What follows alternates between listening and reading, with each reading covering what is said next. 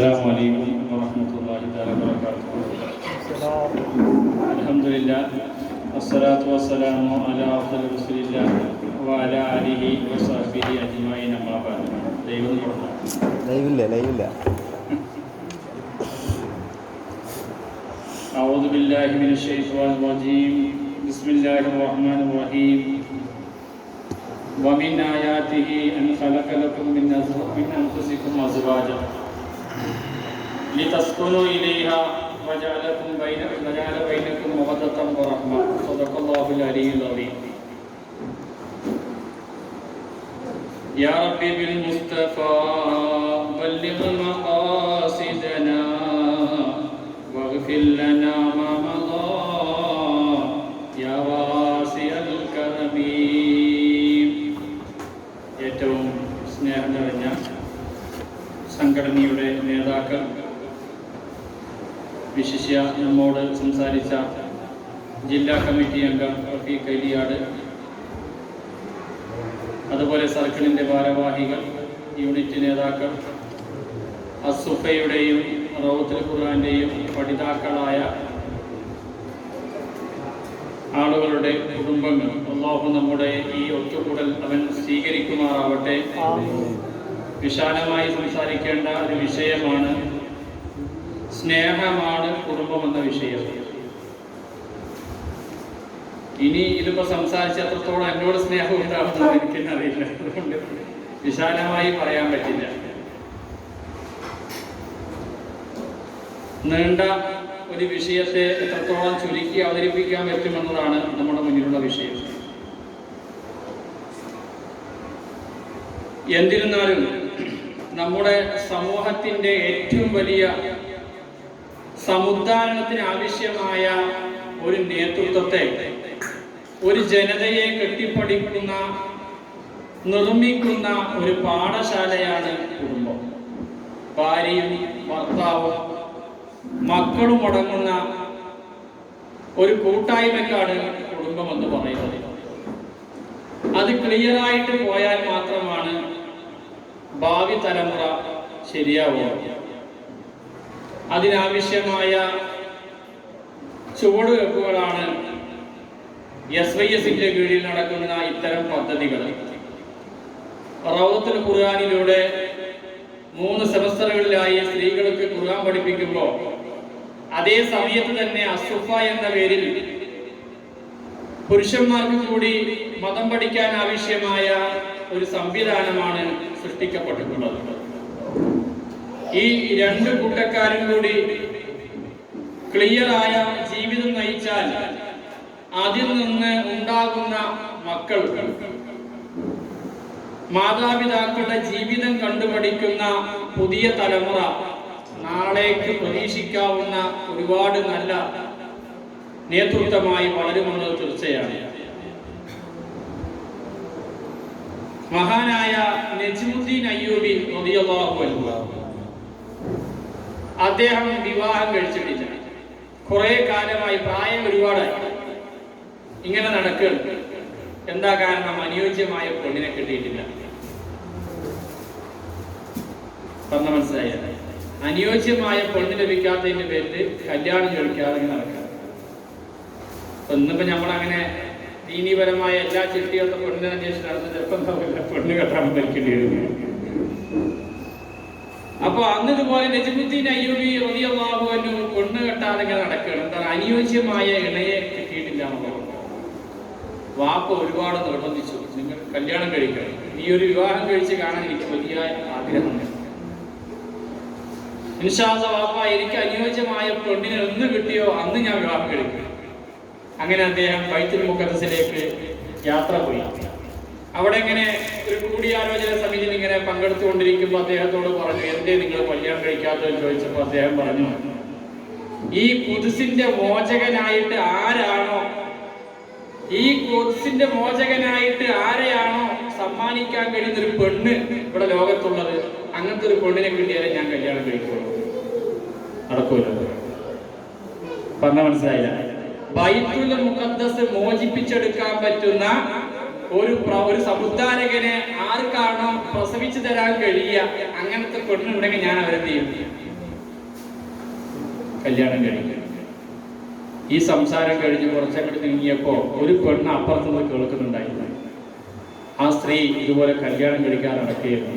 ഈ കുരിശിന്റെ മോചകനായിട്ടൊരു കുട്ടിക്ക് ജന്മം നൽകാൻ തൻ്റെ ഇടമുള്ള ഏതെങ്കിലും ഒരു പുരുഷനുണ്ടെങ്കിൽ അവരെ ഞാൻ കല്യാണം കഴിക്കുന്നുകൊണ്ട് ആ പെണ്ണ് നടക്കണം. അങ്ങനെ അവർ തമ്മിലുള്ള കല്യാണം നടന്നു. ആ സ്ത്രീ പോയി അവിടെ സംസാരിച്ചു, അവസാനം കല്യാണം നടന്നു. ആ ദാമ്പത്യത്തിൽ പിറന്ന കുട്ടിയാണ് ചരിത്രപ്രസിദ്ധമായ കുരിശ് യുദ്ധത്തിന്റെ ഏറ്റവും മുന്നണി പോരാളിയായ വീരനും ബില്ലാളി വീരനുമായ മഹാനായ സലാഹുദ്ദീൻ അയ്യൂബി റളിയല്ലാഹു അൻഹു. ചരിത്രകാരന്മാർ ഇന്നും ഓർത്തുവെക്കുന്ന ഒരു നാമമാണ് സലാഹുദ്ദീൻ അയ്യൂബി. അബ്ദുൽ നാസർ മാദിനി അദ്ദേഹത്തിന്റെ മകനാ പേരിട്ടത് അദ്ദേഹത്തെ സ്മരിച്ചുകൊണ്ടാണ്. ഒരുപാട് ആളുകൾ അങ്ങനെ സലാഹുദ്ദീൻ അയ്യൂബി തന്നെ പേരിട്ടിട്ടുള്ളത് ആ മഹാനെ അനുസ്മരിച്ചുകൊണ്ടാണ്.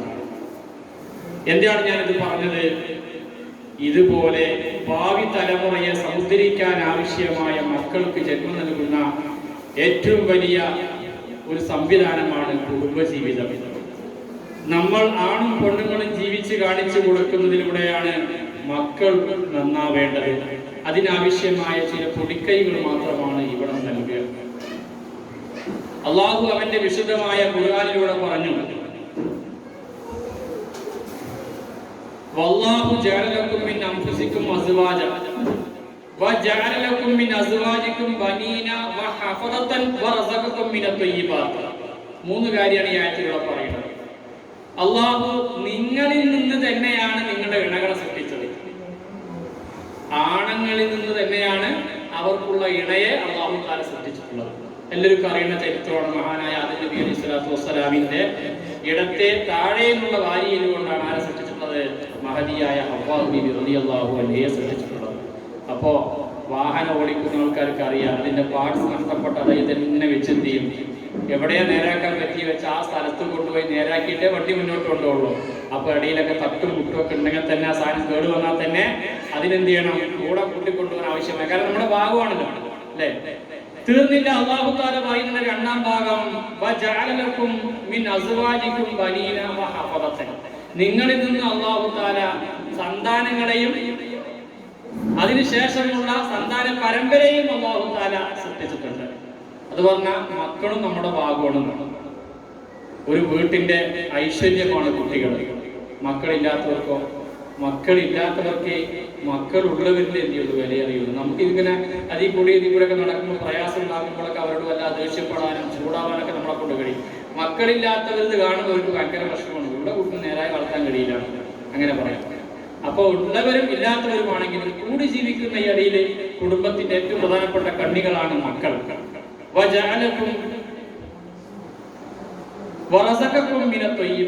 പിന്നെ അല്ലാഹു തആല നിങ്ങൾക്ക് നല്ല ഭക്ഷണം നൽകിയിട്ടുണ്ട്. എല്ലാ കാര്യങ്ങളും നല്ലതേ നൽകിയിട്ടുണ്ട്. അല്ലാഹു തആല ചീത്തയായ ഒന്നും നൽകിയിട്ടില്ല. വിശാലമായ ചരിത്രങ്ങൾ പറയാനുണ്ട് ഈ ആയത്തിന്റെ കീഴിൽ, ഞാൻ വിശദീകരിക്കുന്നില്ല. പക്ഷേ ആണിൽ നിന്നും പെണ്ണിൽ നിന്നും സൃഷ്ടിക്കപ്പെട്ട ഈ മനുഷ്യ വിഭാഗത്തെ അല്ലാഹു തആല പല ഗോത്രങ്ങളും പല വിഭാഗങ്ങളും ആക്കിയെടുത്തതൊക്കെ നമുക്കിടയിൽ തിരിച്ചറിവുണ്ടാകാൻ വേണ്ടിയിട്ട് ഇന്ന അഡ്രസ്സുള്ള ആള്, ഇന്ന ഗോത്രക്കാരൻ, ഇന്ന തറവാട്ടുകാരൻ, ഇന്ന ആളെന്നൊക്കെ അറിയപ്പെടാൻ വേണ്ടിയിട്ടാണ്. പക്ഷെ ഇതിന്റെ ഇടയിലൊക്കെ ആർക്കാണ് അള്ളാഹുവിന്റെ അടുക്കൽ സ്ഥാനമുള്ളത്? ഇന്ന അക്രമക്കും ഇന്നല്ലാഹി അത്ഖാക്കും. അള്ളാഹുവിന്റെ അടുക്കൽ സ്ഥാനമുള്ള ആളുകള് തഖ്വയോടുകൂടെ ജീവിച്ച് കാണിച്ചാൽ മാത്രമേ ഉള്ളൂ. അല്ലാത്തവർക്കൊന്നുമില്ല, ഒരു രക്ഷയും ഇല്ല എന്നാണ് പറഞ്ഞത്. നമ്മൾ നോക്ക്, ഈ ഒരു ഏറ്റവും ഒരു കുടുംബം എന്ന് പറയുന്നത് ഒരു ഭാര്യയും ഒരു ഭർത്താവും അതിലുള്ള മക്കളും കൂടി ചേർന്നിട്ടുള്ള ഒരു സംഭവമാണ്. അത് രണ്ട് വാക്കുകൾ ചേർന്നിട്ടാണ് ഈ കുടുംബം ഉണ്ടാകുന്നത്.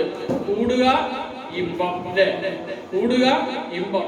ഭാര്യയും മക്കളും ഭർത്താവും ഒക്കെ കൂടി ഇങ്ങനെ കൂടുമ്പോ അതിനുണ്ടാകുന്ന ഒരു സന്തോഷമാണ്, അനുകമ്പയാണ്, സ്നേഹമാണ്, കാരുണ്യമാണ്, ലാളിത്യമാണ്, വിനയമാണ് ഈ പറയപ്പെടുന്ന ഇമ്പം. ആ രണ്ടും കൂടി ഉണ്ടാകുമ്പോഴേ എന്തുണ്ടാവുള്ളൂ? കുടുംബം ഉണ്ടാവുള്ളൂ. ഇമ്പമുള്ളവർക്ക് കുടുംബജീവിതത്തിന്റെ മഹത്വം അറിയുള്ളൂ. നമുക്കറിയാലോ, പലപ്പോഴും നമ്മുടെ കൂറ്റന്മാർ ഉസ്താദ് പറയാറുണ്ട്, ഒരു ഉസ്താദ് പള്ളി പ്രസംഗിച്ചുകൊണ്ടിരിക്കും, വെള്ളിയാഴ്ച പള്ളിയിൽ ഇങ്ങനെ പ്രസംഗിച്ചുകൊണ്ടിരിക്കും. ഉസ്താദ് ഭാര്യ ഭർത്താക്കന്മാരുടെ മഹത്വം പറയാം.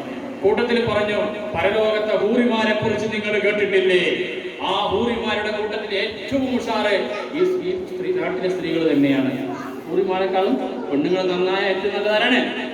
ഇവിടുത്തെ സ്ത്രീകൾ തന്നെയാണ്. അല്ലാഹു സുബ്ഹാനഹു വ തആല ഇങ്ങനെ പറഞ്ഞപ്പോൾ ഒരാള് ഭാര്യയുമായി തർക്കിച്ച് ജുമാക്ക് വന്ന ഒരാളെന്ത് ചെയ്യുന്നു, മനസ്സിലിങ്ങനെ അയാൾക്ക് ദേഷ്യം ഇങ്ങനെ കേരിക്കൊണ്ടിരിക്കുകയാണ്. ഉസ്താദിന്റെ പ്രസംഗം ഭാര്യയെ കുറിച്ചുള്ള മഹത്വം പറയണം. ഇയാളാണെങ്കിലോ ഭാര്യയായിട്ട് ഭയങ്കര ദേഷ്യത്തിലാണ് വരുന്നത്.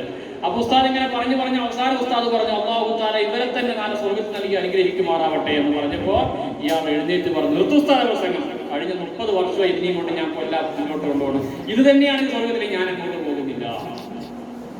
അപ്പൊ എന്താവൂല, സുഖം ഉണ്ടായില്ല. ഇവിടെ രസം ഉണ്ടെങ്കിൽ ഈ രസം അവിടെ കിട്ടും. അതിനെന്ത് ചെയ്യണം, കുറേ വിഷയങ്ങളുണ്ട്, അതൊന്നും കൂടെ പറയാൻ പറ്റിയ സാഹചര്യം ഇല്ലാത്തതുകൊണ്ട് ഓരോരുത്തരും അവരവരുടെ ഉത്തരവാദിത്വം മനസ്സിലാക്കി ജീവിക്കാൻ ശ്രമിച്ചാൽ അത് കഴിയും. ഹബീബായ റസൂലുള്ളാഹി സ്വല്ലല്ലാഹു അലൈഹി വസല്ലം തങ്ങൾ നമ്മെ പഠിപ്പിച്ചിട്ടുണ്ട്, കുല്ലുക്കും റാഇൻ വ കുല്ലുക്കും മസ്ഊൽ അൻ റഇയതിഹി. വിശാലമായ ഹദീസ് അതിൽ ഒന്നാമത് പറയുന്നത്, ഓരോരുത്തരും ഭരണാധികാരി ആ നാട്ടിന്റെ വിഷയങ്ങളെ കുറിച്ച് നാളെ പരലോകത്ത് ചോദ്യം ചെയ്യപ്പെടുന്ന ആളാണ്. മഹാനായ ഇബ്നുൽ ഖത്താബ് റളിയല്ലാഹു അൻഹു രാത്രികാലങ്ങളിൽ ഉറങ്ങാതെ നാടിന്റെ അവസ്ഥകളെ പരിശോധിച്ചുകൊണ്ട് ആ നാട്ടിൽ ജീവിക്കുന്ന ആളുകളുടെ അവസ്ഥ മനസ്സിലാക്കാൻ വേണ്ടി രാത്രി സഞ്ചരിച്ചത് ആരെങ്കിലും ഒരാൾ വിഷമനുഭവിച്ചതിന്റെ പേരിൽ നാളെ ഉമർ ചോദ്യം ചെയ്യപ്പെടുമോ എന്ന് പേടിച്ചുകൊണ്ടാണ്. എന്നാൽ രണ്ടാമത്തത് അവിടെ പറയുന്നത്, ഓരോ ആളും അദ്ദേഹം ആ വീട്ടിന്റെ ഭരണാധികാരിയാണ്. അവൻ ഏത് വീട്ടിന്റെ കുടുംബനാഥനാണോ ആ കുടുംബത്തിന്റെ ഭരണാധികാരിയാണ് അദ്ദേഹം. അദ്ദേഹത്തിന്റെ ഉത്തരവാദിത്വം നിറവേറ്റിയോ എന്നതിനെ കുറിച്ച് ചോദ്യം ചെയ്യപ്പെടും. ഭാര്യയ്ക്ക് ആവശ്യം അറിയാലോ, ഒരു മന്ത്രിതല വകുപ്പെടുത്ത് പരിശോധിച്ചാൽ അതിൽ ആഭ്യന്തരമുണ്ട്, അതുപോലെ പ്രതിരോധമുണ്ട്, ഭക്ഷ്യവകുപ്പുണ്ട്, ജലവകുപ്പുണ്ട്. എല്ലാ വകുപ്പും ആരാ കൈകാര്യം ചെയ്യേണ്ടത്? ഒരേ ഒരു ഭരണാധികാരിയാകുന്ന ഭർത്താവാണ്. വീട്ടിലാവശ്യമായ വെള്ളം എത്തിക്കേണ്ട ഉത്തരവാദിത്വം അവനിക്കാണ്. വീട്ടിലാവശ്യമായ ഭക്ഷ്യവസ്തുക്കൾ എത്തിക്കേണ്ട ഉത്തരവാദിത്വം അവനാണ്. അങ്ങനെ തുടങ്ങി എല്ലാം ഇസ്ലാം കൃത്യമായിട്ട് ഭാര്യയ്ക്ക് കൊടുക്കേണ്ട എല്ലാ കാര്യങ്ങളും കൃത്യമായിട്ട് പറയുന്നുണ്ട്. പക്ഷെ ഒരു കാര്യം മാത്രം കൃത്യമായി പറയുന്നില്ല, അത് ചികിത്സയ്ക്കുള്ള ചെലവാണ്. അത് പറയുന്നില്ല. എന്താ കാരണം? അതിന് കണക്കാക്കാൻ കഴിയാത്തതുകൊണ്ടാണ്. അത് കണക്കാക്കാൻ കഴിയില്ല. ബാക്കിയൊക്കെ എത്ര കൊടുത്താൽ മതി, കഴിവിനനുസരിച്ച് ഇത്ര കൊടുത്താൽ മതി പറഞ്ഞിട്ട്. പക്ഷെ രോഗത്തിന്റെ ഇടവ് പറഞ്ഞില്ല. എന്തേ അറിയാലോ, അല്ലാഹു തആല കാത്തുരക്ഷിക്കുമാറാകട്ടെ. ക്യാൻസറോ മറ്റൊക്കെ വന്നു കഴിഞ്ഞാൽ കുടുംബം മൊത്തം വിറ്റാൽ പോലും തീരാ ചികിത്സിക്കാൻ കഴിയും. അല്ലാഹു മാറാരോഗങ്ങൾക്ക് അല്ലാഹു തആല കാത്തുരക്ഷിക്കുമാറാകട്ടെ. എന്തെങ്കിലും വൈറസുകൾ നമ്മുടെ ശരീരത്തിൽ അല്ലാഹു തആല എടുത്തു കളയുമാറാകട്ടെ. പ്രത്യേകിച്ച് ഈ കോവിഡിന്റെ മഹാപ്രതിസന്ധി അല്ലാഹു തആല നീക്കി തരുമാറാവട്ടെ. അപ്പൊ ആ വിഷയം ചിന്തിക്കണം. ഇനിയോ പെണ്ണുങ്ങളോട് പറയണ ഹബീബായ റസൂലുള്ളാഹി, വൽ മർഅതു റാഇയത്തുൻ ഫീ ബൈതി സൗജിഹാ, ഭർത്താവിന്റെ വീട്ടിലെ ഭരണാധികാരിയാണ് പെണ്ണ്. അതുകൊണ്ട് ആ പെണ്ണും അവളുടെ ഭരണത്തെ കുറിച്ച് അല്ലാഹു തആല നാളെ ചോദ്യം ചെയ്യുന്നതാണ്. തന്റെ ഭർത്താവിന്റെ വീട് കൃത്യമായി പരിചരിച്ചിട്ടുണ്ടോ? തന്റെ ഭർത്താവിന്റെ മക്കളെ കൃത്യമായി പഠിപ്പിച്ചിട്ടുണ്ടോ? കാര്യങ്ങളൊക്കെ കൃത്യമായി ഗ്രഹിച്ച് മനസ്സിലാക്കിയതെല്ലാം പാഠവിധേയമാക്കിയിട്ടുണ്ടോ? അതനുസരിച്ച് പ്രവർത്തിച്ചിട്ടുണ്ടോ എന്ന് അല്ലാഹു ചോദ്യം ചെയ്യും. അല്ലുസ്താദേ, ഈ വീട്ടിലെ കാര്യം ഭാര്യയ്ക്ക് മാത്രമുള്ളൂ. ഇസ്ലാമിൽ അങ്ങനെയല്ലല്ലോ ഉള്ളത്. ഭർത്താവിന്റെ ഉത്തരവാദിത്തമാണല്ലോ ഭാര്യയ്ക്ക് വേലക്കാരിയെ വെച്ചു കൊടുക്കുക എന്നുള്ളതിന്റെ എന്നത്. അത് കഴിവുള്ള ഭർത്താവിനെ കുറിച്ചാണ് പറഞ്ഞത്, ആരെക്കുറിച്ചല്ല. കഴിവില്ലാത്ത ആൾക്കാരെ, നമ്മുടെ നാട്ടിലുള്ളവരൊക്കെ കഴിവുള്ള ആൾക്കാർ വലിയ വലിയ വീടൊക്കെ കെട്ടിയിരിക്കുന്നവരുണ്ട്, അവരവിടെ വെച്ചു കൊടുത്തിട്ടുണ്ട്. സാധുക്കളായ നമ്മളെ കുറിച്ചൊന്നും അല്ലാതെ പറഞ്ഞത്. അങ്ങനെ തന്നെയല്ലേ നമ്മളൊക്കെ ഒരു വേലക്കാരി വെച്ചു കൊടുക്കാൻ നിന്നാലും പിന്നെ നമുക്ക് എന്ത് ചെയ്യാൻ പറ്റില്ല, വീട്ടിലുള്ളവർ കണ്ടുപിടിക്കാൻ പറ്റില്ല. അതുകൊണ്ട് അത് മറ്റുള്ളവരെ കുറിച്ചാണ് പറഞ്ഞത്. ഓരോ ഭർത്താവിന്റെ കഴിവിനനുസരിച്ച് ജീവിക്കാൻ ഭാര്യ പാകപ്പെടുമ്പോഴാണ് അവിടെ എന്തുണ്ടാവുക, ഇമ്പം ഉണ്ടാവുക. അതല്ലെങ്കിൽ ഭൂകമ്പം ഉണ്ടായിക്കൊണ്ടേയിരിക്കും. ഇനി നമ്മൾ ഇതിനിടെ മനസ്സിലാക്കേണ്ടത്, ഒരു വീട്ടിന്റെ വിളക്കാണ് ഭാര്യ, ഒരു വീട്ടിന്റെ ഉമ്മറപ്പടിയാണ് ഭാര്യ. ആ ഭാര്യ കുറെ ചിട്ടകൾ പാലിച്ചാൽ മാത്രമാണ് വീട് സന്തോഷമായിട്ടേ ഉള്ളൂ, കളിയാടുകയുള്ളൂ. നമുക്കറിയാലോ, ഒരു വീടിന്റെ ഭർത്താവ് പുറത്തുനിന്നുള്ള കാര്യങ്ങളൊക്കെ അകത്തെത്തിച്ചു കൊടുക്കുമ്പോൾ അകത്തുള്ള കാര്യങ്ങളെ ഭംഗിയാക്കി വെച്ചിട്ട് ആര് വന്നാലും നോക്കുമ്പോൾ നല്ല സന്തോഷമുള്ളൊരു പൂന്തോട്ടമായി കൺകുളിർക്കയായി വീട് കാണുമ്പോൾ വന്നയാളുടെ മനസ്സ് പകുതി അരിയും. അതേ സമയത്ത് വീട്ടിലേക്ക് കയറി വരുമ്പോൾ ഇവിടെ കാണുന്ന കുറെ കച്ചറകൾ മറ്റൊക്കെ ആണെങ്കിലോ ഇയാളുടെ മനസ്സിലുള്ള കച്ചറയും കൂടി അതിൻ്റെ കൂടെ കൂടിയിട്ട് ആകെ പ്രശ്നം ഉണ്ടാക്കുക. അപ്പൊ അതിനേക്കാളും നല്ലത് ഭർത്താവിന് ആവശ്യമായ സംവിധാനങ്ങളൊക്കെ ഒരുക്കി വീട് ചിട്ടപ്പെടുത്താൻ ഭാര്യമാർ തയ്യാറാവണം. അറിയാലോ, മഹാനായ ഇബ്രാഹിം നബി അലൈഹിസ്സലാത്തു വസ്സലാം തന്റെ മകനായ ഇസ്മായിൽ നബി അലൈഹിസ്സലാത്തു വസ്സലാമിനെയും മഹദിയായ ഹാജറ ബീവിയെയും വിജനമായ മരുഭൂമിയാവുന്ന മക്ക മണലാരണ്യത്തിൽ കൊണ്ട് ആക്കിയിട്ട് അവിടെ നിന്ന് പോയി. അങ്ങനെ കാലക്രമേണ മഹാനായ ഇസ്മായിൽ നബി അലൈഹിസ്സലാത്തു വസ്സലാം ജുർഹും ഗോത്രക്കാരെന്നൊരു കല്യാണം കഴിച്ചു. മഹാനായ ഇബ്രാഹിം നബി അലൈഹി സ്വലാത്തു വസ്സലാം കുറച്ച് കാലങ്ങൾക്ക് ശേഷം അവിടെ വന്നു. ആ വീട്ടിൽ വന്നപ്പോൾ മകനാകുന്ന ഇസ്മായിൽ നബിയെ കാണാനില്ല. വീട്ടിൽ ഭാര്യ ഉണ്ടായിരുന്നു.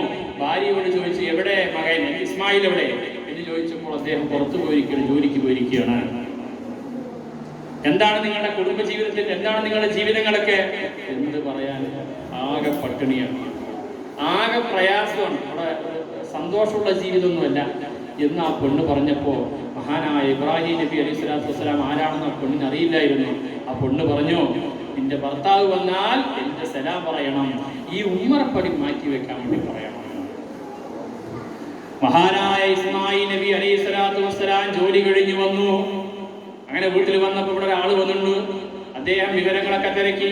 എന്നിട്ട് അദ്ദേഹം പറഞ്ഞു, നിങ്ങളോട് സലാം പറഞ്ഞിട്ടുണ്ട്, അതുപോലെ തന്നെ ഈ വീട്ടിന്റെ ഉമ്മറപ്പടി മാറ്റി വെക്കാനാണ് പറഞ്ഞത്. വാപ്പ കയറി വരുമ്പോഴേ ചെറിയ നമ്മുടെ പഴയ പെരയായിരുന്നല്ലോ, അപ്പൊ തലമുട്ടി, അപ്പൊ ഇത് മാറ്റാൻ വേണ്ടി പറഞ്ഞാണ്. അല്ല, ഈ വീട്ടിന്റെ ഉമ്മറപ്പടി എന്താണ്? അത് ഭാര്യയാണ്. ആ ഭാര്യ ശരീരത്തോട് മാറ്റണമെന്ന് പറഞ്ഞു. വാപ്പാന്റെ ഓർഡർ വന്നപ്പോൾ മകൻ എന്ത് ചെയ്തു? ഭാര്യയെ ഒഴിവാക്കി. അങ്ങനെ പിന്നീട് ഒരു പെണ്ണിനെ കല്യാണം കഴിച്ചു. പിന്നീട് മഹാനായ ഇബ്രാഹിം നബി ഇസ്ലാം ഇരുന്ന് വന്നു. നോക്കുമ്പോൾ ഭർത്താവാകുന്ന ഇസ്മായിൽ നബി അവിടെയില്ല, മകനാകുന്ന ഇസ്മായിൽ നബി അവിടെയില്ല. വിവരങ്ങൾ തിരക്കി ജോലിക്ക് പോയിരിക്കുന്നു. അപ്പൊ എന്താണ് നിങ്ങളുടെ ജീവിതത്തിന്റെ റാഹത്ത് തന്നെയല്ലേ ചോദിച്ചു. അൽഹംദുലില്ലാഹ്, സന്തോഷമാണ്, ഇവിടെ ഇറച്ചിയാണ് എന്നൊക്കെ പറഞ്ഞ ആ പെണ്ണിങ്ങനെ കയറി പറയാൻ തുടങ്ങി. മഹാനായ ഇബ്രാഹിം നബി അലൈഹി സ്വലാത്തു വസ്സലാം പറഞ്ഞു, എന്നാൽ നിന്റെ ഭർത്താവ് വന്നാൽ പറയണം, എന്ന് സലാം പറയണം, ഈ ഉമ്മറപ്പടി ഈ ഉമ്മറപ്പടി സ്ഥിരപ്പെടുത്താൻ വേണ്ടി നിർദ്ദേശിച്ചു. അങ്ങനെ വൈകുന്നേരം ഇസ്മായിൽ നബി വീട്ടിലേക്ക് കയറി വന്നു. ഭാര്യ കാര്യങ്ങളൊക്കെ പറഞ്ഞു കൊടുത്തു. അപ്പൊ പറഞ്ഞു, ആ വന്നത് എന്റെ പിതാവാണ്, അതെന്റെ പിതാവാണ്. ഉമ്മറപ്പടി പറഞ്ഞു, നീയാണ്, നീ നല്ലവളാണെന്നാണ് എന്റെ വാപ്പ പറഞ്ഞിട്ടുള്ളത്, അതുകൊണ്ട് നിന്നെ സ്ഥിരപ്പെടുത്താൻ പറഞ്ഞു. ഇനി ഇതനുസരിച്ച് നമ്മൾ ഭാര്യമാരുടെ കാര്യങ്ങൾ നോക്കാൻ പോയാലോ? അതിനെന്ത് സമയം ഉണ്ടാവുള്ളൂ? പെണ്ണ് കെട്ടൽ അള്ളാഹു കാത്തുരക്ഷിക്കുമാറാവട്ടെ. നമ്മള് ഈ കുടുംബജീവിതം എന്ന് പറയുന്നത് ഇങ്ങനെ തട്ടിയും മുട്ടിയും പോകുന്ന ഒരു വാഹനമാണ്. അതിനെ ക്ലിയർ ആക്കി എടുക്കാൻ ആവശ്യമായ കുറെ പൊടിക്കൈകളുണ്ട്. അതിനെന്താ? ഒന്ന്, ഒരു ഭർത്താവ് ആഗ്രഹിക്കുന്നത് അംഗീകാരമാണ്. ഇപ്പൊ എന്നെ അംഗീകരിക്കണം എന്നൊന്നും പറയാൻ നിൽക്കരുത്, ഞാൻ ഉള്ളത് പറയണം. ഒരു ഭർത്താവ് ആഗ്രഹിക്കുന്നത് അംഗീകാരമാണ്. അദ്ദേഹം വരുമ്പോൾ ഭാര്യ എല്ലാം അംഗീകരിച്ചു കൊടുക്കും. അതുകൊണ്ട് ഇസ്ലാമിന് വിരുദ്ധമായ കാര്യമായിട്ട് വന്ന് അംഗീകരിക്കണം എന്നല്ല പറഞ്ഞതിനർത്ഥം. ഭർത്താവിൻ്റെതായ ഒരു റോളുണ്ട്, അത് അംഗീകരിച്ചു കൊടുക്കാൻ ആര് തയ്യാറാവണം? ഭാര്യ തയ്യാറാവണം. ഭാര്യയ്ക്ക് ഒരു ആവശ്യമുണ്ട്, അത് ഭർത്താവ് അനുസരിച്ച് കൊടുക്കണം. അതെന്താ സംഭവം? ഭാര്യയ്ക്ക് വേണ്ടത് ലാളനീയ സ്നേഹവുമാണ്.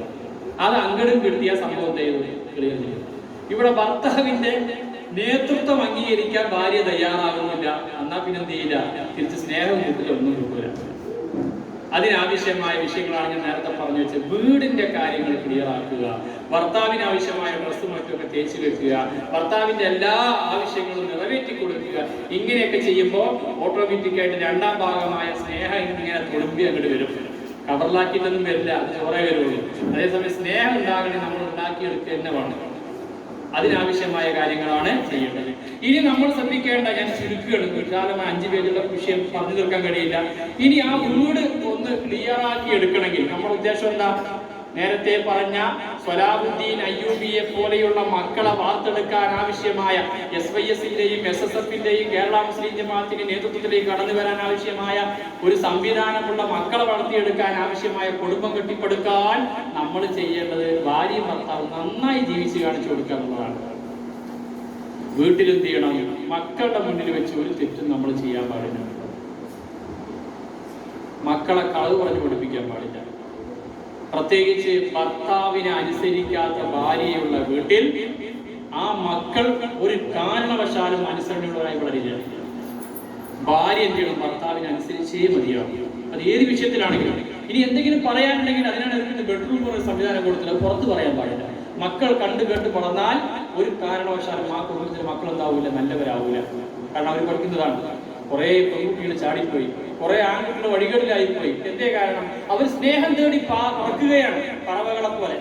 അതിനുള്ള കാരണക്കാരാണ് രക്ഷിതാക്കൾ തന്നെയാണ്. ഹബീബായ റസൂലുള്ളാഹി സ്വല്ലല്ലാഹു അലൈഹി വസല്ലം തങ്ങൾ മതത്തിന്റെ വിഷയത്തിൽ പറഞ്ഞിട്ടുണ്ടായിരുന്നു കൃത്യമായിട്ട്, ഓരോ കുട്ടിയും നല്ല ദിനചര്യ, നല്ല എല്ലാം ഉൾക്കൊള്ളാൻ പറ്റുന്ന ഒരു പാകത്തിലാണ് ഓരോ കുട്ടി ഇവിടെ ജനിച്ചു വീഴുന്നത്. ആ കുട്ടിയെ മാറ്റിമറിക്കുന്നതിന്റെ പിന്നിൽ പ്രത്യേക കരങ്ങളാരാണ്? രക്ഷിതാക്കൾ തന്നെ. ഇത് കൃത്യമായി നമ്മൾ ഉൾക്കൊള്ളാൻ ശ്രമിക്കും. ചിലപ്പോ ഉമ്മ എന്ത് ചെയ്യും? കുട്ടികളെ കളവ് പഠിപ്പിക്കുന്ന ശൈലിയുണ്ട് മദ്രസ വിഷയത്തിൽ. നമ്മൾ പഠിത്തം കേട്ടാണല്ലോ നമ്മുടെ ഏലമുള ഉസ്താദ് പറഞ്ഞൊരു ഉദാഹരണം. എന്താണ്? ഉമ്മ പറയാണ്, ഒരു കുട്ടി മദ്രസയിൽ വന്നില്ല. അപ്പൊ ഉസ്താദ് എന്ത് ചെയ്യണം? ആ കുട്ടിയെ അന്വേഷിച്ചിട്ട് വീട്ടിൽ പോയി. വീട്ടിൽ പോയപ്പോ അവിടെ വല്യപ്പ മർത്തിരിക്കുന്നുണ്ടായിരുന്നു. വല്യപ്പ പറഞ്ഞിടാ ഉള്ളിൽ പോടാ,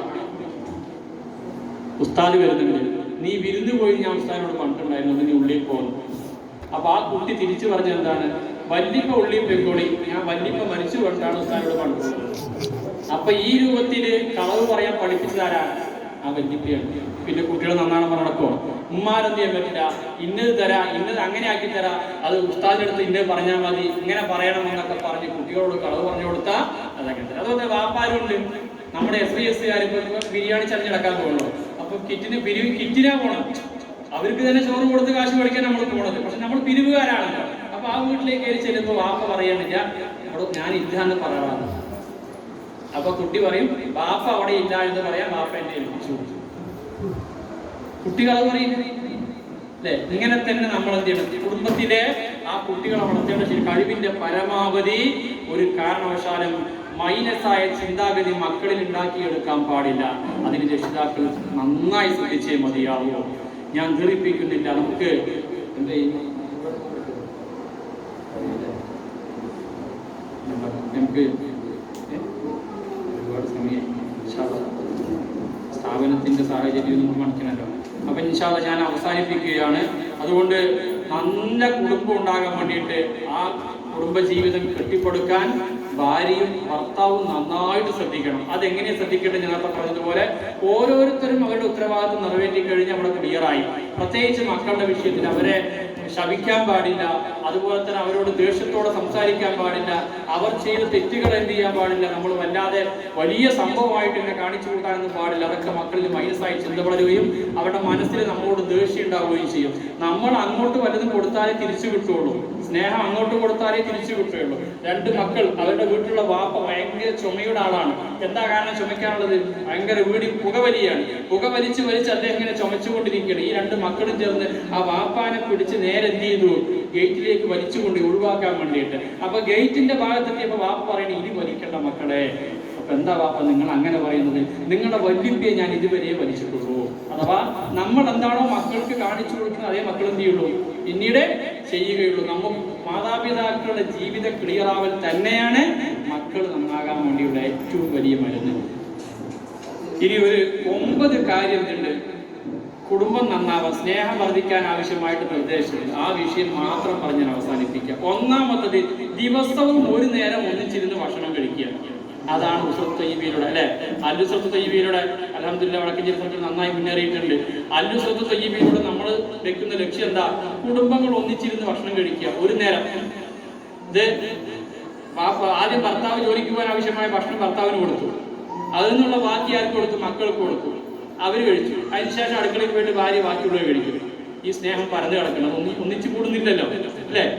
എന്നതുപോലെ പിന്നെ എന്ത് ചെയ്യണം? അപ്പോൾ ഏതെങ്കിലും ഒരു സമയം എല്ലാവരും കൂടിയിരുന്ന് ഭക്ഷണം കഴിക്കാനുള്ള സമയം കണ്ടെത്തിയേ മതിയാവും. അത് ഏത് സമയമായാലും വേണ്ടില്ല. ഉച്ചക്ക് ചിലപ്പോൾ പറ്റില്ല, രാവിലെയോ വൈകുന്നേരമോ ഒക്കെ എന്ത് ചെയ്യാൻ പറ്റും, അങ്ങനെ ചെയ്തെടുക്കാൻ പറ്റും. രണ്ടാമത്, തുറന്ന് സംസാരിക്കുക എന്നുള്ളതാണ്. പുറത്താർക്കും കുറച്ച് കാശ് കൊടുക്കാനുണ്ടായിരുന്നു. ആ കാശ് കൊടുക്കാനുള്ളതൊന്നും ഒത്തില്ല. അപ്പൊ അയാൾ മനസ്സിൽ ഈ കാശിന്റെ എണ്ണ അടുക്കി വെച്ചിട്ട് വന്നിരിക്കുകയാണ്. ഇവിടെ വീട്ടിൽ വന്ന് നോക്കുമ്പോൾ എല്ലാവരും കൂടി സംസാരിക്കുമ്പോൾ ഭാര്യ എന്ത് പറഞ്ഞാൽ ഇയാൾ ഓപ്പോസിറ്റ് പറയാം. കാരണം എന്താ? അയാളുടെ മനസ്സിൽ ഫുള്ളും ആ കാശ് കൊടുക്കാനുള്ള കാര്യമാണ്. അപ്പൊ എന്ത് ചെയ്യില്ല. അതേസമയത്ത് ഭാര്യയോട് എന്ത് പറയണം? ഇത്ര പൈസ കൊടുക്കാനുള്ള ഭയങ്കര ടെൻഷനാണ്, ഞാൻ ഇപ്പം കുറച്ചേരം എന്ന് പറഞ്ഞിട്ട് ആദ്യം തന്നെ റിക്വസ്റ്റ് മേടിച്ചിരിക്കണം. അല്ലെങ്കിൽ എന്ത് ചെയ്യുക? ഈ പരസ്പരം ഈ പൈസന്റെ പേരിൽ ഇവിടെ തല്ലും, പ്രശ്നങ്ങൾ ഉണ്ടാകുമ്പോൾ അതൊന്നും ഇല്ലാതിരിക്കാൻ വേണ്ടിയിട്ട് തുറന്ന് സംസാരിക്കുക. അതുപോലെ നമ്മുടെ മക്കൾക്കിടയിൽ അവർ സ്കൂളിൽ നിന്ന് അനുഭവിച്ച അല്ലെങ്കിൽ മദ്രസയിൽ നിന്ന് അനുഭവിച്ച ചില വിഷയങ്ങളുണ്ടാകും. അത് ഉസ്താദുമാരിൽ നിന്നാകാം, അധ്യാപകരിൽ നിന്നാകാം, മറ്റു കൂട്ടുകാരിൽ നിന്നാകാം. അത് ഈ ഒന്നിച്ചിരിക്കുന്ന ഇടയിൽ എന്ത് ചെയ്യണം? മക്കളിൽ നിന്നും നേടിയെടുക്കാൻ വേണ്ടി ശ്രമിക്കണം. അല്ലെങ്കിൽ എന്ത് ചെയ്യും? മക്കൾ അത് മനസ്സിൽ കൊണ്ട് നടന്നിട്ട് മാഷിനെ കാണുമ്പോൾ ഒരു പേടിയോടുകൂടി ഭീകര ജീവിയായിട്ട് ഈ കുട്ടി കാണുക. അല്ലെങ്കിൽ ഈ പറയപ്പെടുന്ന ഉസ്താദിനെ കാണുന്നത്, ഈ കുട്ടിന്റെ മനസ്സിലെന്താ ആ വിഷയവുമായി ബന്ധപ്പെട്ടുള്ള ഉസ്താദിനെ സമീപിക്കുന്നത്. അപ്പൊ അത് തുറന്ന് നേടിയെടുത്തിട്ട് അതിന് പരിഹാരം കണ്ടെത്തി ആ പ്രശ്നം പരിഹരിക്കാൻ കഴിയും. അതുപോലെ മൂന്നാമത്തെ കാര്യമാണ് 3 മാസത്തിലേക്ക് ചെറിയ സിയാറത്ത് യാത്ര നടത്തുക. സന്തോഷമായി, കുഞ്ഞുങ്ങൾക്ക് സന്തോഷമായി. 3 മാസത്തിലേക്ക് സിയാറത്ത് യാത്ര നടത്തുക. ഏറ്റവും ചുരുങ്ങിയത് ഏർവാടി അല്ലെങ്കിൽ അജ്മീർ, അങ്ങനെ നമ്മൾ മനസ്സിലാക്കാൻ ചെയ്യുള്ളൂ. നോക്കുമ്പോൾ 1 മാസം കിട്ടിയ കാശ് മൊത്തം പോയി, പിന്നെ അടുത്ത എന്തെങ്കിലും കടം മേടിക്കണം. അതെങ്ങനെയൊന്നും വേണ്ട. അതിനാണ് നമ്മൾ മാത്തൂരിലേക്കുള്ള പരിപാടി വെച്ചത്. അതുപോലെ തന്നെ പാളയം അങ്ങനെ പോയാൽ മതി. നമ്മൾ ദൂരെ തന്നെ പോയാൽ സിയാറത്ത് അവിടുന്ന് കരുതി ഒരു രക്ഷയില്ല അല്ലേ. അജ്മീർ പോയി വരാൻ ഒരാൾക്ക് ഏറ്റവും ചുരുങ്ങിയത് 7000 രൂപ ചെലവ് വരും ചുരുങ്ങിയത്. അപ്പോൾ ഒരു കുടുംബം പോയിട്ട് വരുമ്പോഴോ 5-6 മാസത്തെ കാശ് ഒന്നിച്ച് കൊണ്ടുവരും. പിന്നെ കടം വീട്ടാൻ വേണ്ടിയിട്ട് ലോൺ എടുക്കണം. അവസാനം അതിൻ്റെ പേര് പ്രയാസമാണ്. എന്തിനതിൻ്റെ ആവശ്യം? എത്രയോ മക്കാമുകളുണ്ട്. അവിടേക്കുള്ള പോകാനുള്ള കാശാകുമ്പോൾ പോയാൽ മതിയല്ലോ. അതുകൊണ്ടാണ് ഹജ്ജിന് പോണ കാര്യത്തിൽ പറഞ്ഞത് ഇനിസ്തത്തായിലെ ഈ സബീല എന്ന് പ്രത്യേകം പറയാൻ കാരണം സാമ്പത്തികം ഉണ്ടായാലും പോയാൽ മതി, ഇല്ലെങ്കിൽ പോകേണ്ട ആവശ്യമില്ല. ഇനി അതുപോലെ തന്നെ ഇടയ്ക്ക് ഭാര്യയോട് സന്ദർശിക്കുക. അതൊക്കെ നമ്മൾ പലപ്പോഴും ചെയ്യാറില്ല. ഇപ്പോൾ കുറഞ്ഞിട്ടുണ്ട്, ജോലി തിരക്കാരും കഴിയണില്ല. കുടുംബ വീട്ടിൽ പോവുക, ഭാര്യൻ്റെ വീട്ടിൽ മക്കളെയൊക്കെ കൂട്ടിയിട്ട് എന്ത് ചെയ്യുക, സന്ദർശിക്കുക. ഒഴിവ് ദിവസങ്ങളിൽ അടുക്കളയിൽ ജോലിയിൽ പങ്കാളികളാവുക. ആകെ ഒരു ദിവസമേ ഉള്ളൂ, ഞായറാഴ്ച. അതുകൊണ്ട് പുറത്തു പോകുന്നുണ്ട്. പിന്നെ അടുക്കളയിൽ ചെയ്യാനുള്ള സമയമില്ല. വീട്ടിലെ പരിപാടികളൊക്കെ ഉണ്ടാകുമ്പോൾ മറ്റൊക്കെ വെക്കാൻ പറ്റും. ഒക്കെ ഗൾഫുകാരായ ഭർത്താക്കന്മാരായതുകൊണ്ട് എല്ലാം പഠിച്ചു. പട്ടിണി കിടക്കുന്ന ഭർത്താക്കന്മാരെ ഇല്ലല്ലോ. എല്ലാവരും എല്ലാ സാധനവും പഠിച്ചു. ഭാര്യമാരെക്കാരും സ്വന്തം വെക്കുന്ന ഭർത്താക്കന്മാരാണ്. അപ്പൊ അടുക്കള ജോലികൾ സഹായിക്കുക എന്ന് പറഞ്ഞാല് അടുക്കളയിൽ മാത്രമല്ല, വീട്ടു ജോലികൾ എന്നാ ഉദ്ദേശിച്ചത് എല്ലാം പറ്റും. വീട്ടിൽ ജമാഅത്ത് നിസ്കാരം നടത്തുക, അത് പ്രധാനപ്പെട്ട പോയിന്റാണ്. നമ്മുടെ കുടുംബത്തിൽ നിസ്കാരം പഠിക്കാൻ എന്ത് ചെയ്യണം? എല്ലാവരും കൂടി നിസ്കരിക്കണം. അപ്പോൾ ഈ ജമാഅത്തിന് എങ്ങനെ നിൽക്കുക? പെണ്ണ് എവിടെ നിൽക്കേണ്ടത്? ഭാര്യ ഭർത്താവിനോട് ചേർന്ന് നിൽക്കേണ്ടത് അല്ലല്ലോ. നേരെ രണ്ടാണ്ട് ആയാലും വിട്ടിട്ട് നിൽക്കേണ്ടത്. രണ്ടാ അല്ലെങ്കിൽ നിസ്കാരം സ്ലിപ്പായി പോയി. ഇടയിൽ മക്കളെ നിർത്തണം. അങ്ങനെ നിസ്കരിക്കേണ്ടത്. അതിനെങ്ങനെ പറ്റിയ? നമ്മൾ ഫാത്തി ഉറക്കോളണം. ഭാര്യയുടെ മുന്നിൽ തെറ്റിയാൽ ആകെ പ്രശ്നമല്ലേ? എങ്ങനെ ശരിയാവും? ഫാത്തിയല്ലേ ഓതുന്നുള്ളൂ, അതോടെ ഉറക്കോതാ. അല്ലെങ്കിൽ പറഞ്ഞ പെണ്ണുങ്ങളുടെ സാഹചര്യം വെച്ചിട്ട് പതുക്കോതിയാ പ്രത്യേകം പറഞ്ഞിട്ടുണ്ട്, അടിച്ചു കൊണ്ടുവരും. അപ്പോ അതങ്ങനെ. ഇനി ഒന്നിച്ച് ഹദ്ദാദ് ഓർത്ത്, അതൊരു പ്രധാനപ്പെട്ട വിഷയം എന്ന് പറഞ്ഞു കഴിഞ്ഞാൽ ഒരു വീട്ടിൽ എല്ലാ ദിവസവും ചെറിയൊരു മജ്‌ലിസ് 15 മിനിറ്റ് താഴെ മാത്രമുള്ള സംവിധാനമാണ് ഹദ്ദാദ് റാത്തീബ്. അത് കുടുംബത്തോട് ഒന്നിച്ചിരുന്ന് ചെയ്യുക, ഓതാൻ വേണ്ടി ശ്രമിക്കുക. പാമ്പിന്റെ, തേളിന്റെ, വിഷജന്തുക്കളുടെ എല്ലാ പ്രയാസങ്ങളും കുടുംബത്തിന് അകലാൻ ഇത് വലിയൊരു ഇതാണ്. ഇനി ഭർത്താവ് വന്നിട്ട് അതുകൊണ്ട് ഇത് വേണ്ടാന്ന് വെക്കുകയല്ല വേണ്ടത്, മക്കളെ ഇരുത്തി എന്താണ് ഓതാ സ്ത്രീകൾ തയ്യാറാവണം. മാതാപിതാക്കളുടെ ജീവചരിത്രങ്ങളും ത്യാഗങ്ങളും മക്കൾക്ക് പറഞ്ഞു കൊടുക്കുക, ഏറ്റവും പ്രധാനപ്പെട്ട വിഷയം. പുതുതലമുറ അറിയാത്ത വിഷയമാണ്. അവരീ കാണുന്ന ഒരു എന്താ പറയുക, എൻജോയ് ജീവിതമല്ലാതെ ത്യാഗത്തിന്റെ ജീവിതം ഉണ്ടാകുന്നില്ല, പഠിക്കുന്നില്ല. ഹജ്ജിന് പോകുന്ന സമയമുണ്ട്, വെറുതെ കല്ലെറിയാൻ വേണ്ടി പോവാൻ, കുറെ നടക്കാൻ വേണ്ടി പോവാൻ, ത്യാഗം പഠിക്കാൻ വേണ്ടി പോവാണ്. ഇസ്മായിൽ നബിയുടെയും ഇബ്രാഹിം നബിയുടെയും ഹാജറ ബീവി അലൈഹി ഇസ്ലാം അവരുടെയൊക്കെ ചരിത്രം ത്യാഗം പഠിച്ചിട്ട് നമ്മൾ അതുപോലെ ആകാൻ വേണ്ടിയിട്ടാണ് പോകുന്നത്. വലിയൊരു ഇബാദത്തായിട്ടാണ് അല്ലാഹു തആല കാണുന്നത്. എന്നതുപോലെ നമ്മുടെ മാതാപിതാക്കളുടെ ചരിത്രം ആർക്ക് പറഞ്ഞൊക്കെ എൻ്റെ ഉമ്മ അങ്ങനെയായിരുന്നു, എൻ്റെ വാപ്പ എങ്ങനെയായിരുന്നു ഉള്ളതേ പറയാൻ പറ്റുള്ളൂ, ഇല്ലാത്തത് പറയാൻ പാടില്ല. അതുപോലെ തന്നെ മാതാപിതാക്കളുടെ ഖബർ സിയാറത്ത് ചെയ്യാൻ വേണ്ടി മക്കളെയും കൊണ്ട് പോവുക. എന്നാലും നാളെ അവർ നമ്മളെ ഖബർ സിയാറത്ത് ചെയ്യാൻ വേണ്ടിയിട്ട് വരുള്ളൂ. ഇല്ലെങ്കിൽ എന്ത് പള്ളിക്കാട്ടിക്ക് വാപ്പയെ പോയിട്ട് ഇനി ഞാനായിട്ട് എന്തെങ്കിലും പോകണം. ഇത്രയും വിഷയങ്ങളാണ് ഒരു കുടുംബം ഒന്നിച്ച് മുന്നേറാൻ ആവശ്യമായ പ്രധാനപ്പെട്ട പോയിന്റുകൾ. സമയമില്ലാത്തതിന്റെ പേരിലാണ് കുറേ പറയാനുണ്ടായിരുന്നു, ഞാൻ ചുരുക്കുകയാണ്. അല്ലാഹു സുബ്ഹാനഹു വ തആല നല്ല കുടുംബജീവിതം നയിക്കാനും നന്നായി സ്വർഗ്ഗത്തിൽ പോകാനുള്ള തൗഫീഖ് നൽകുമാറാവട്ടെ. ആമീൻ ആമീൻ. അൽഹംദുലില്ലാഹി റബ്ബിൽ ആലമീൻ. ഹംദൻ യുവാഫി നിഅമഹു വയുകാഫി മസീദാ. اللهم صل على سيدنا محمد وعلى ال سيدنا محمد وبارك وسلم عليه. അർഹമറാഹിമായ മലിക്കുൽ മുലൂക്ക് അലാഹു സയ്യിദായ റഹ്മാനേ, ഞങ്ങൾ ഇവിടെ ഓതിയതും ഞങ്ങൾ പറഞ്ഞതുമായ എല്ലാ നല്ല കാര്യങ്ങളും നീ കബൂലാക്കണം റഹ്മാനേ. നിന്റെ ദീനിന്റെ കാര്യങ്ങൾ നടത്തിക്കൊണ്ടുപോകാൻ വേണ്ടി ഞങ്ങൾ ഒരുമിച്ച് കൂട്ടിയ പരിപാടിയാണ് റഹ്മാനേ, നീ കബൂലാക്കണേ അല്ലാഹ്. ഇതിനു വേണ്ടി അധ്വാനിച്ചവർ പ്രവർത്തിച്ചവർക്കെല്ലാം നീ അർഹമായ പ്രതിഫലം നൽകണം റഹ്മാനേ. ഇതിന് സ്ഥല സൗകര്യം തന്ന ഈ സ്ഥാപനത്തിന്റെ മേധാവികൾക്ക് ഇതിനു വേണ്ടി എല്ലാം ചെയ്തു തന്ന എല്ലാവർക്കും നീ അർഹമായ പ്രതിഫലം കൊടുക്കണം അല്ലാഹ്. ഇവിടെ ഒരുമിച്ച് കൂടിയവരൊക്കെ അവരുടെ സമയങ്ങൾ മാറ്റി വെച്ചിട്ടാണ്, നീ എല്ലാ അഭിവൃദ്ധികളും നൽകണേ അല്ലാഹ്. കുടുംബങ്ങളിൽ ബറക്കത്ത് ചൊരിയണേ അല്ലാഹ്, റാഹത്ത് നൽകണേ അല്ലാഹ്, സന്തോഷം നൽകണേ അല്ലാഹ്. ഞങ്ങളുടെ മാതാപിതാക്കൾക്കൊക്കെ ഞങ്ങൾ ഉപകരിക്കുന്നവരാക്കി തരണേ അല്ലാഹ്. ഞങ്ങളുടെ മക്കളെ നീ ഞങ്ങൾക്ക് ഉപകരിക്കുന്ന മക്കളാക്കി നൽകണം റഹ്മാനേ. നല്ല ബുദ്ധി നൽകണേ അല്ലാഹ്, നല്ല വിവേകം നൽകണേ അല്ലാഹ്. ഇനി ലോകത്ത് ഉപകരിക്കുന്ന മക്കളാക്കി നൽകണം റഹ്മാനേ. റബ്ബേ, ഞങ്ങളുടെ സാന്ത്വന പ്രവർത്തനങ്ങൾക്കും മറ്റും സഹകരിക്കുന്ന ഒരുപാട് മുഅ്മിനീങ്ങളുണ്ട് അല്ലാഹ്.